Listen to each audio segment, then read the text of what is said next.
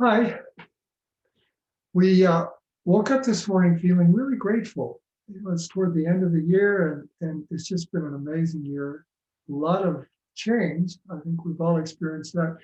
But overall, it's just amazing. There's been so much growth and change and expansion. We've loved it. So we were thinking about gratitude and just where does gratitude come from? And I was remembering how we used to do tons of support groups every week, self-development, gonna fix ourselves. Fix ourselves. True. And one of the exercises was a gratitude exercise. And it's just thinking of all the things that you're grateful for. Yeah. And it was a wonderful thing. I would feel better every time that we would do that.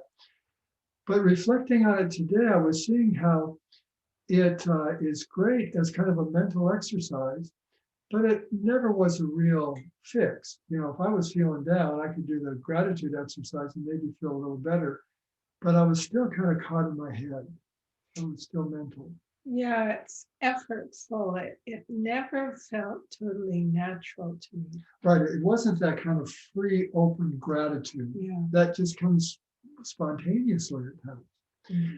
So I was looking at that and remembering a poem by Rumi that I've loved. And I think it relates to this. It goes, at least the translation that I like, says, out beyond ideas of right doing and wrongdoing, there is a field. I'll meet you there.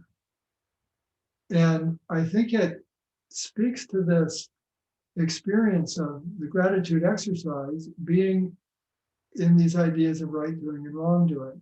And I'm thinking about, oh, everything is so good in my life, all this is right, but it's still in this mental concept. And this field that's beyond that is what we drop into when we feel gratitude.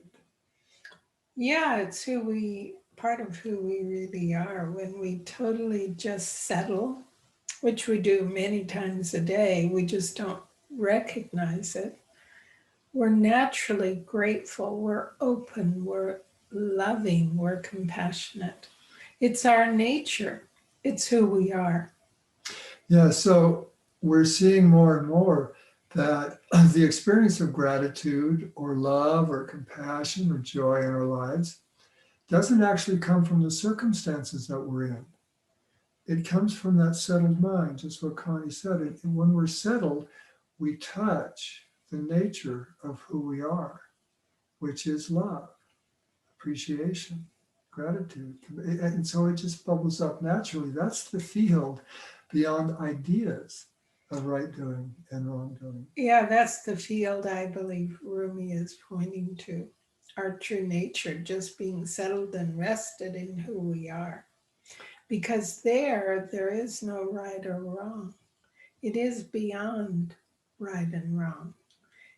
We feel connected to everything and everyone. And it actually has a very practical application, which I think I saw in you. It was so beautiful to hear Connie's story about the childhood she was raised with and the difficulty that she had with her father and how that changed. Do you want to share a little? Sure. Well, when I was young, it was always walking on eggshells. You never knew what would stir an outburst of real anger and vitriolic language. And I was very judgmental and also often, well, not so much fearful, but angry. Yeah, I'd get angry that he was what I thought was so inappropriate. And so I distanced myself a lot from him. And at one point, honestly, it was a terrible thing, but I did it. He didn't follow through on something that he said he would do for my mom. And I told him I wished he were dead. That was a yucky thing. But anyway, it's what came out in the moment. And then some years later, as I matured and recognized that he was doing the best he could, I reestablished a relationship with him. And I was just appreciative for who he was. I was grateful actually that I had had that experience to develop strength within me. And I was grateful to him for providing it. Yeah, I think that to me was such an illustration of how circumstances don't really create how we feel. It's our thinking about the Yeah, circumstance, true. which when you were young was very judgmental. Your mind was very busy, right and wrong thinking. Right. And as you, like you said, as you matured, your mind settled and you were able to see the exact same circumstances, like through different eyes, from that field beyond ideas of right doing and wrong doing. And then spontaneously, behavior follows from there. It was beautiful to watch her with him because he would actually still say the kinds of things he said when she was young. Yeah. And it was like water up a duck's back. Right up until his final breath. Bless Yeah, him. wow. Bless him. It's amazing. Yeah. But yeah, there's a real practical side to understanding where our experience comes from, that we're always just feeling our moment to moment thinking. And when we understand that, then we don't go around feeling like we have to change life, like we have to change ourselves. All those support groups that we did trying to change ourselves. Fix me. Fix me, something's broken. Yeah, true. And so now we recognize that when I'm not feeling 100%, oh, that's my thinking. And like a snow globe, we've used a little snow globe analogy. We should have one so I can show it. We should get one. What we need to do is just put it down. It's the nature of the snow in the snow globe to settle down if we stop shaking it. And it's the nature of our mind to settle down if I stop shaking it up, just running around these same ideas again and again. Yeah. And when our mind settles, we naturally then begin to experience more of our true nature. So that when people say things to us that may not even be kind, it doesn't affect us in the way it does when I believe that what people say makes me feel what I feel. Yeah, when we settle and get out of a busy mind, then we're in that field beyond right and wrong. And we recognize it if we just stop for a moment. And this is what I love about the people we're working with around health, restoring health, and losing weight naturally, is that so often what drives the habits of eating that seem to be directly related to the excess weight or the health condition that's occurred, as they begin to recognize more and more of who they really are, they get out of that thinking of right doing and wrong doing. And in that, their mind settles and they see more clearly what food's for. They're no longer reaching for food to change their feelings. Yeah, to reward or, change the way I feel, calm myself. Yeah. And with that, their behavior changes. It's like Connie's with her dad. And suddenly the old problems aren't showing up. So it all happens very naturally and spontaneously. So now, food. Well, let me just mention that we are starting another 6-week course. The next one will be on February 1st. And we're going to do a free webinar more about these ideas that we share with people wanting to restore health and lose weight naturally on January 20th. So we'll keep you posted on that. Yeah, we'll alert you what's coming up because we have a lot of fun things that you can listen to and see if you're drawn to do more. Now, food. What's food? Next? So we want to do a little demo of a great snack food and or putting it in salads to create a meal or adding it, like I'm adding it to spaghetti squash and kale and sun-dried tomatoes today to make a main course dish.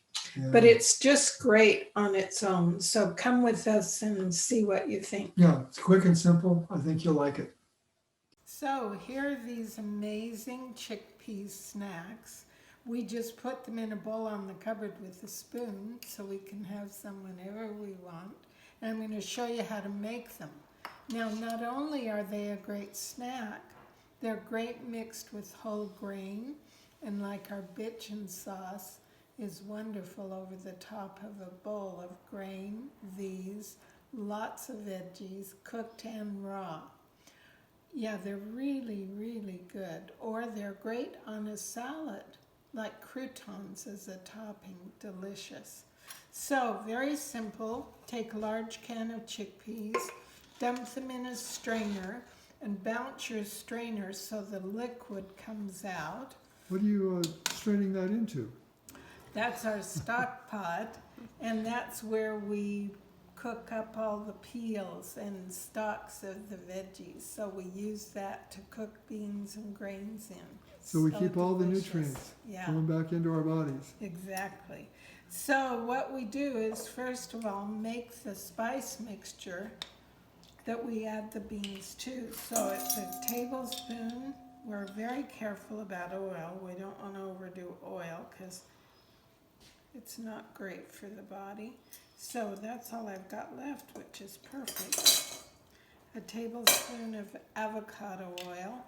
And then we're going to add salt, pepper, and paprika. So we'll add a teaspoon of salt, sea salt.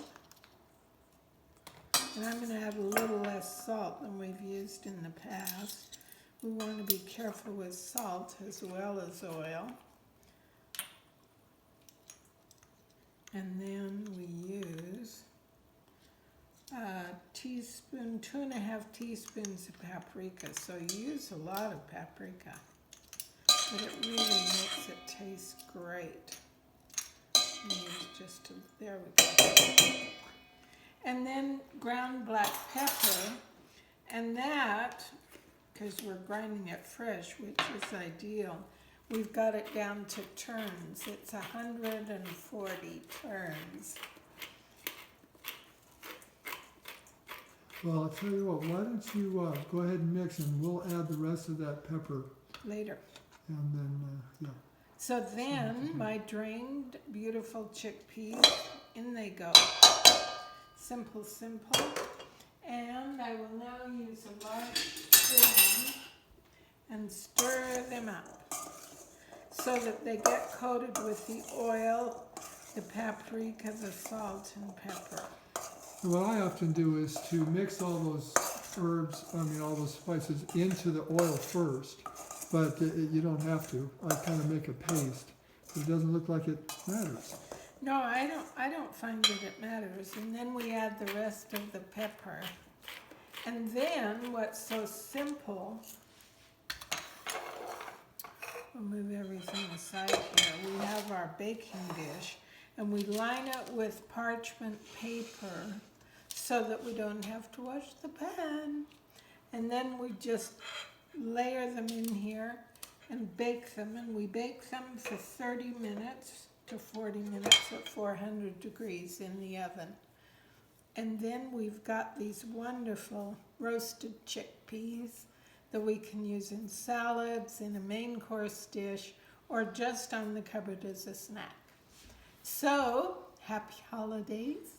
Enjoy these during your busy week this week, because they're so quick to make and delicious to eat. And the recipe's below.